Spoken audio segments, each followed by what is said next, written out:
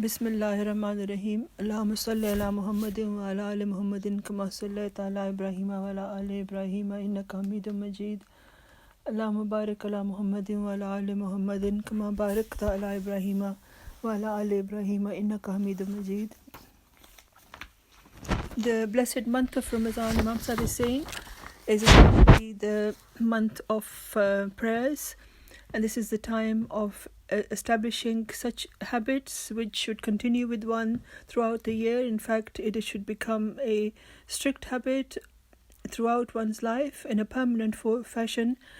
With regards to prayers, there are a few more blessed sayings of the Holy Prophet ﷺ which will be presented today. The first tradition, which is taken from the book of traditions called Muslim, Abu Hurairah relates that the Holy Prophet ﷺ said that أقرب ما يكون العبد من ربه وهو ساجد فأكثر الدعاء. He said that people remember that one is closest to Allah in the state of prostration. So فأكثر الدعاء, so at that state, do extensive prayers. It should be remembered that throughout Salat, when we bow and prostrate, it is not a physical exercise; it's a spiritual exercise, and this depicts the different states, spiritual states that one feels, and what happens is that when one stands before Allah in Salat, one stands humbly, and then the humbleness increases as different actions, with different actions, and this goes to its extreme when one puts one's forehead on the floor, which is which denotes the most humble state that one can present before Allah. So the Holy Prophet ﷺ said that is when one is the closest to Allah, so one should pray extensively at that time. It should be remembered that while we are prostrating, we should not read the prayers of the Holy Quran. This is because of the greatness of the Holy Quran, because they are the words of Allah, so they should not be recited at that time. But the promised Messiah al-Islam has also told us that not only should the Quranic prayers not be mentioned during prostration, but also during the position of bowing.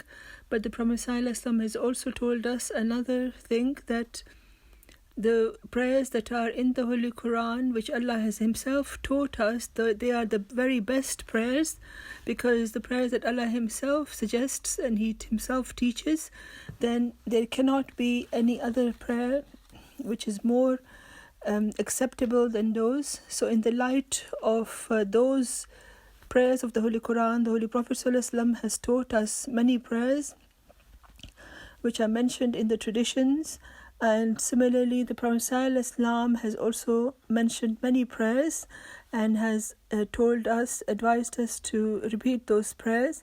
And these are all the prayers that we should do during the Salat, except with the exception that Quranic prayers should not be offered either in prostration or in bowing. And the reason for this, as the Prophet ﷺ has told us, is that so that we get a chance to pray in our own language as well, because if someone doesn't know Arabic properly, then first of all it'd be difficult for them to memorize the Arabic prayers, and even if they do memorize them, they may not understand the meaning properly.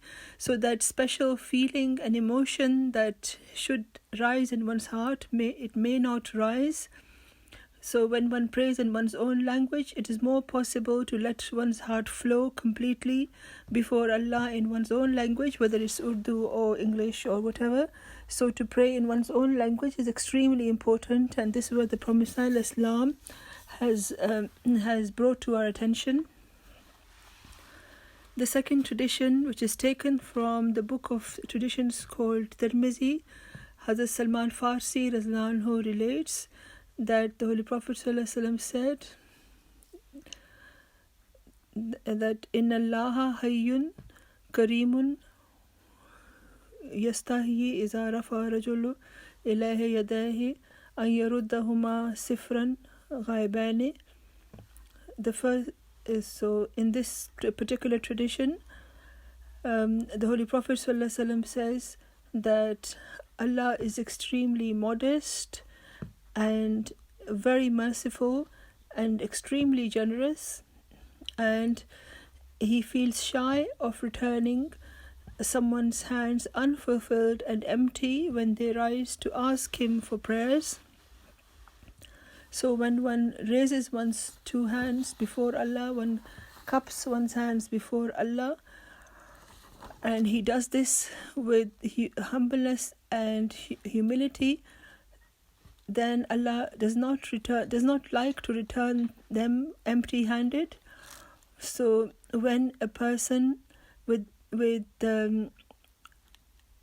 utmost respect, he bows before Allah, and not only does he bow, but his soul is also bows before Allah. And then when he lifts his hands up, then his hands, there is a indication here that just as when a beggar brings a begging bowl with him and he says to people that please put something in my begging bowl, so when a person cups their hands before Allah and it informs like a bowl, then he presents that bowl before Allah and he says that, oh my Allah, fill my bowl with something. So Allah is extremely kind and he listens to prayers, but the condition is that one asks Allah with humbleness and humility, and one beseeches him with sincerity. So, and when one presents oneself in that manner, then Allah accepts their prayer and Allah listens to him. In the next tradition, which is also reported by Hazrat Abu Hurairah, and this is again taken from the book of traditions called Tirmizi,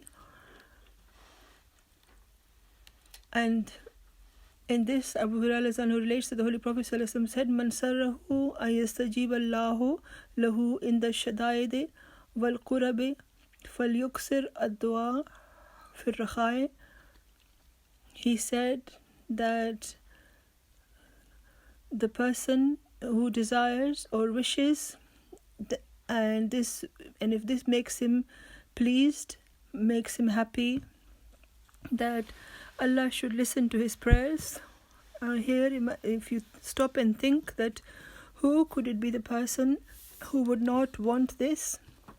So the person who truly thinks of this and who has this desire,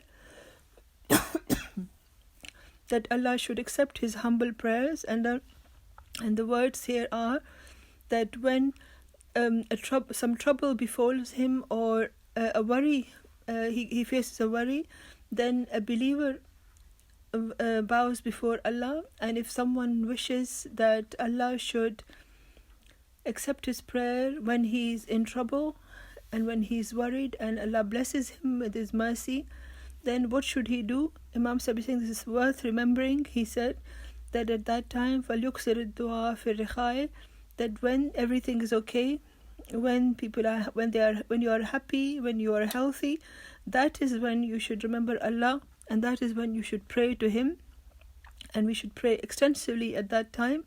So in this blessed hadith, it invites our attention to a weakness of man, that when one is in trouble, one turns to Allah and prays, and this is like a natural thing, and one thinks that now there is no other option but to go to Allah. But Allah wants a true believer to be more exalted than this state. A true believer should always bow before Allah, and he should pray with humbleness, and this is an incredible prescription that the Holy Prophet ﷺ has taught us, that every man obviously desires the acceptance of his prayer, so you should not be like someone who only remembers Allah when he is in need and when his need is fulfilled. Of course, we are always needy of Allah's help, but sometimes we forget about Allah when one is healthy or when one has no problems, and one forgets about Allah a bit, and we only pray to Allah especially when some trouble occurs. And this is a weakness of man, which should not be something that a believer, a true believer, should be afflicted with. He should always be bowed before Allah at every state, at every moment, and praying should be something he does all the time, and this should be his habit, and he should be such that he always be grateful to Allah when things are okay, when things are good. And it says in the Holy Quran, لَإِن شَكَرْتُمْ لَأَزِيدَنَّكُمْ, that if you are grateful, Allah will increase his favors. So to keep bowing before Allah at all times is what we should remember, and it's a very exquisite advice the Holy Prophet ﷺ has taught us. May Allah enable us to be granted the capacity to bow before Allah in every situation, and therefore may Allah accept all of our prayers. Amin summa amin.